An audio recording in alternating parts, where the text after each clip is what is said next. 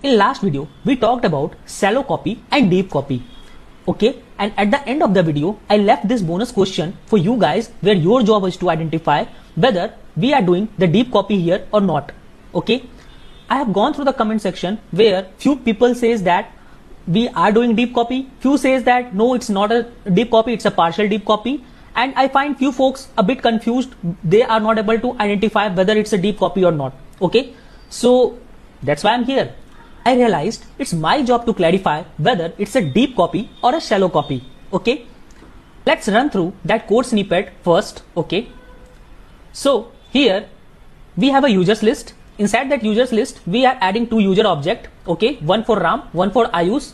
And then we are creating another list called deep copied list 2. Okay, where I am using copy constructor to copy the elements from the users list to deep copied list. Okay, then what I'm doing, I am trying to access the first element present in the users list and trying to update its age to 12.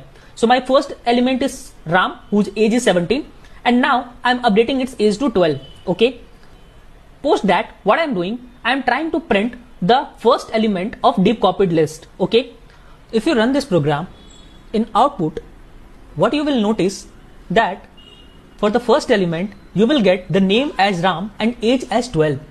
So if it is a deep copied list, in that case, it should not be impacted due to any change happening in the users list, which means that here we are not performing the deep copy. Because now let's see a diagram and try to understand why it happened.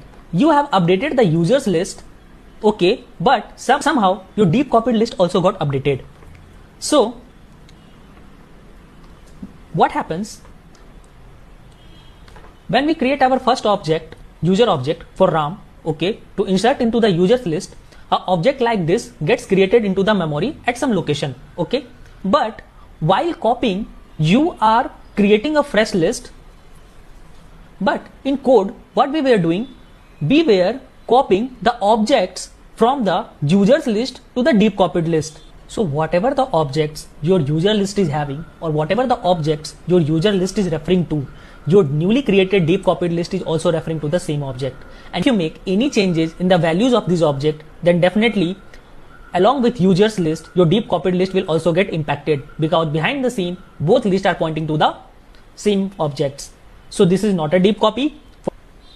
When we should call a deep copy, that you are making any changes in the users list and that is not impacting the deep copied list. I hope it is clear now. That's all for today. Stay tuned for the next video. Bye bye.